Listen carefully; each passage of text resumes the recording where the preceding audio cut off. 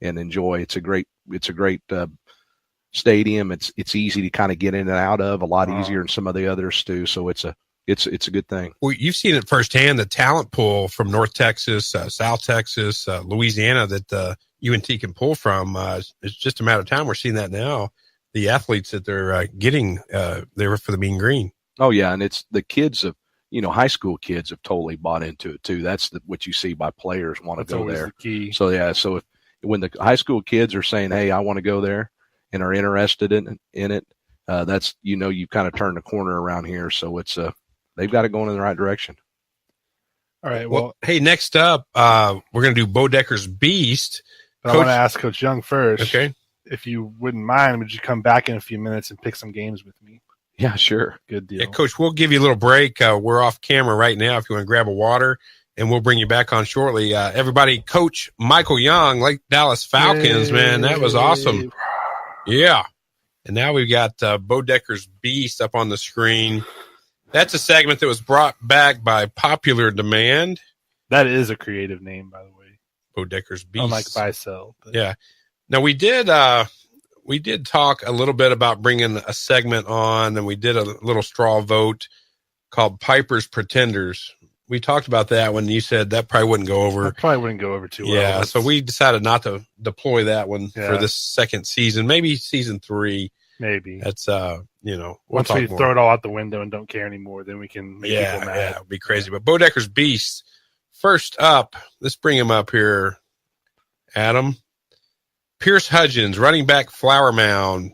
Man, 35 carries, 143 yards. He was getting it done. Yeah, if you look at the average per carry, it's not great. 35 carries is a workman-like effort. I don't care, how many yards you run for, as long as it's not like 60 yards. He had a good game. 2 touchdowns, big win over Plano West. Win that they needed after a pretty heartbreaking loss in that first week. So pull them even at 1-1. I'm really bullish on Flower Mound this year. I think they're going to finally break through and make the playoffs after a long drought. Brian Basil has got it going on over there, and they barely missed the playoffs last year. Yeah, we like what Coach Basil brings to the table, man. He's very well-centered. Yeah. He's doing it the right way. It might take a couple years, but we were talking. Last year was his first year, and I think they had about a 4-win improvement from the year before in his first year. Yeah, so. Patience. They were talking Kentucky upset Florida last weekend, and here we go. No, they just came on and said, "Hey, give a coach time." Coach Stoops, they gave him 5 years. Most coaches, especially at Division I, you don't get more than get fired 3. after 3 if you're not doing well. And they finally said, "Hey, give this guy some time," and it pays off. It's good stuff. Hey, next up, Boedeker. Let's bring up Mr. Marcel Brooks. He was honored last year. Linebacker, wide receiver, Flower Mound Marcus. And 3 catches, 146 yards, including a long one for 51. For a touchdown. He was doing it on both sides of the ball as well. I realized I don't think he played much on defense, and I'm not exactly sure why, but this kid he's one of the best recruits in Texas. He's a freakish athlete. There was a video that went viral of him last year of him leaping over a car, taking a running leap and jumping over a car. And so his vertical is about 40, 41, 42? Freakish athlete. And he's committed to LSU. So the guy can play. He, like I said, he ended up not playing much defense the other night. And I'm not sure if they, maybe had some injuries on offense. I know they do use him on offense some, but looked like he played pretty much exclusively on offense the other night. So, but 3 catches for 146. That shows you the kind of athlete he is. He's about 6'3", probably 220, and he can move. So congratulations, Marcel Brooks named a Boedeker Beast. Congratulations. Next up, and this is a guy we talk about almost every week, Boedeker, Billy Bowman Jr., wide receiver, defensive back. We talked about him at the onset of the show. We already talked about what he did. I'll say it again just in case you weren't there, but it's pretty simple. 2 pick sixes, 37 and 54-yard interception returns for touchdowns after his team was down 10-3 to Fossil Ridge. Got them back on the winning side. And then he had the game-clinching interception in overtime. So 3 picks, 2 returns for touchdowns on a night where Ryan's offense scored 29 points, I think, off the top of my head. And only one of those touchdowns was offensive. They had a safety and and 2 pick sixes. So defense was rocking that night. I mean, we talked about it before. This is going to be a different look Ryan team than the Spencer Sanders ones, but they're still plenty good, and Bowman's a big reason why. Right. Hey, next up, I got a chance to talk to Depperschmidt on Saturday after his game.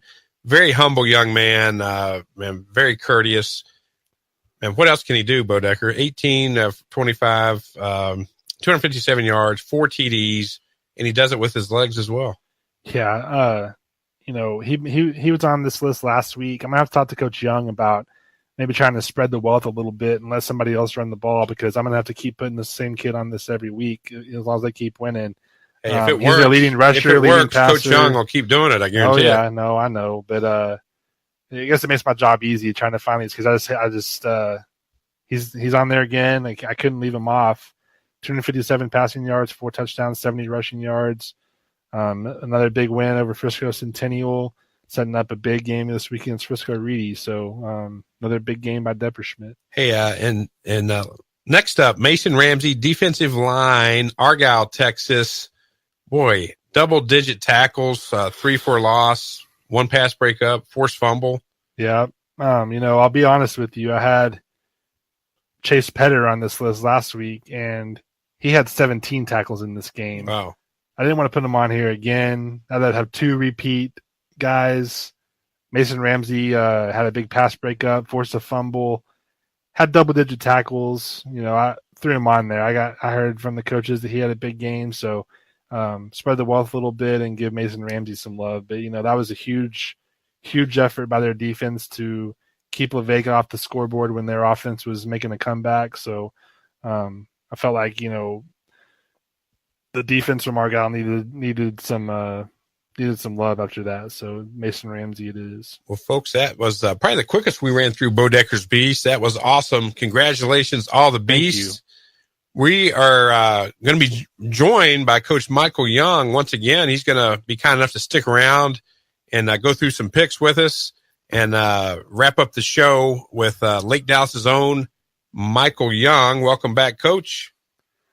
I always like having coaches pick games with me because I feel like it makes them a little bit uncomfortable to have to Week 3 picks. Let's bring this back up. 4 against their peers, but it's always fun. Some coaches don't even want to do it, so props to you that's for good. doing it. That's good. Don't want to scare you. First of all, we have Denton Braswell, who's in y'all's district, against Frisco, who's in y'all's district. This is another early district matchup. We talked a little bit about Braswell on the show the past couple of weeks. They haven't got a win yet, but they made some strides last year. They pulled out 2 wins. They're competitive in a couple more games late in the year. They have some guys. They got some fast guys. They have some big guys. Everyone I've ever talked to tells me how much they believe in Cody Moore as a coach.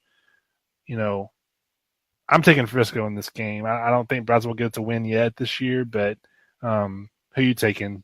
District foes. I'm going to make you pick.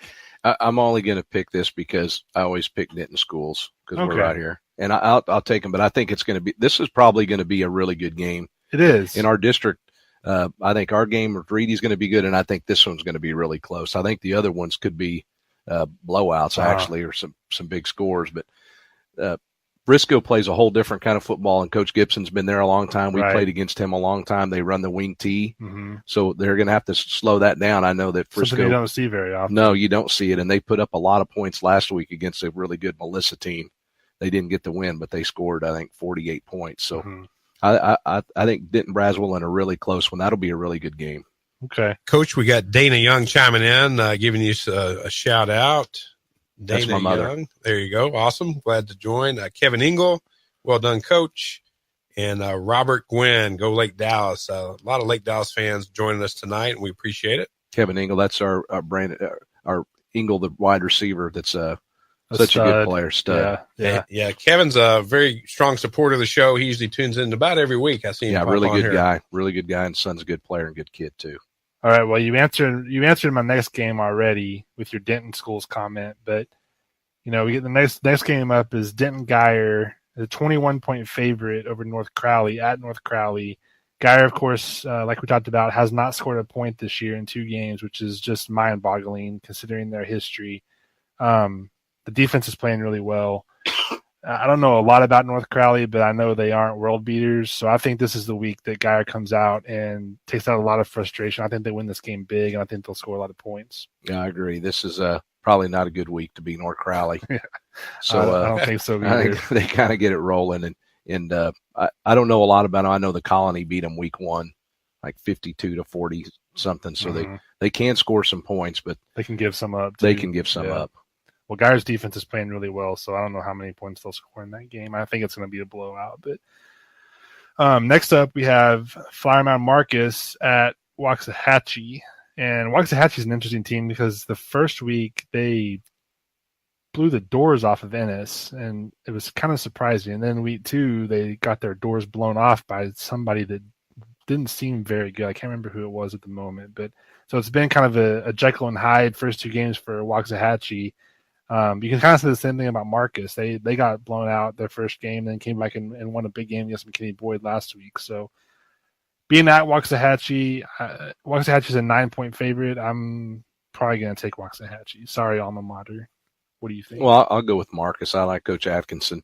Okay. And that was Waxahachie had a big win against Ennis, and I like you, they really snuck it up the next week.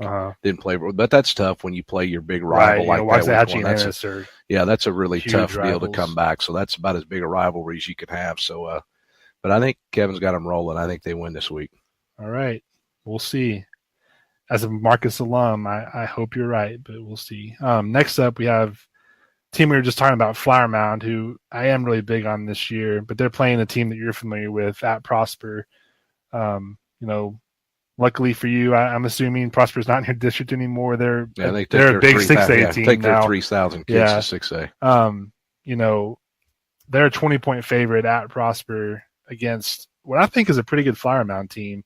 I'm going to go ahead and take Prosper just because they are. I think they're at another level, but it wouldn't shock me to see Flower Mound keep this one close. But I am going to go Prosper. Yeah, I think Prosper wins too. They're going to be a good 6A team. Next up, we have Argyle, number 1 team in the state in Class 4A Division 1, against Tyler Chapel Hill. Argyle is a 58-point favorite in this game, and I wouldn't be surprised if they cover this. I think Argyle is firing on all cylinders. Like I said earlier, they have to have the best resume in the state after 2 weeks, beating Stephenville and Waco La Vega. Both of those were home games. This is their first road test, but I don't think it matters. I'm going to go Argyle and Argyle big. Yeah, I have to. I've never heard of that team they're playing. Okay, well, that makes it me easy. neither, Coach. I don't feel so bad. I haven't heard of them either. Yeah, but Argyle gets to have a break. They get to play somebody like that because they played 2 really good teams. I could be wrong on this. I do think Chapel Hill is kind of like an Abilene Wiley type thing, where it's kind of its own school district outside of Tyler. But I don't think they stand much of a chance against Argyle. Next up, we have another team a couple teams that you're probably familiar with. Not in your district anymore with the division split, but we have Frisco Independence at Denton High. Denton High is a 2-point favorite. They're still looking for their first win. I think they're going to get it. I'm going to go with Denton. I will too, but that's going to be a good game. Frisco Independence is a pretty good team, and I know their coach there, Coach Story from Decatur. He's a good coach too, but I think Denton gets their first win this week. Okay. Next up, we have 3A Division 1 powerhouse, Brock, at Liberty Christian. So we've got a private school, public school matchup. Liberty Christian has had a couple of good results so far this year, and Brock, of course, put it on Brownwood, a 4A Brownwood team on opening night on the Fox Sports Southwest deal, national TV coverage, and Brock put it on them pretty good. Brock is a state championship favorite in 3A Division 1. So they're an 11-point favorite in this game at Liberty Christian. And I'm going to go with Brock and one of my favorite Twitter head coaches, which, speaking of, you need to get on Twitter, but one of my favorite Twitter head coaches, Chad Worrell from Brock. So I'm going to go with them. I go with Brock too. They're really good. They're amazing, the size of that town and how good a football team they have. I go with Brock. And especially considering that it used to be up until 6 years ago or so, it was a basketball. Yeah, that was powerhouse. that whole area is really basketball. My wife's family is from Lipan, which is close to that area. That's all basketball area, so it's really come on quick. Of course, that's where legendary coach Skip Townsend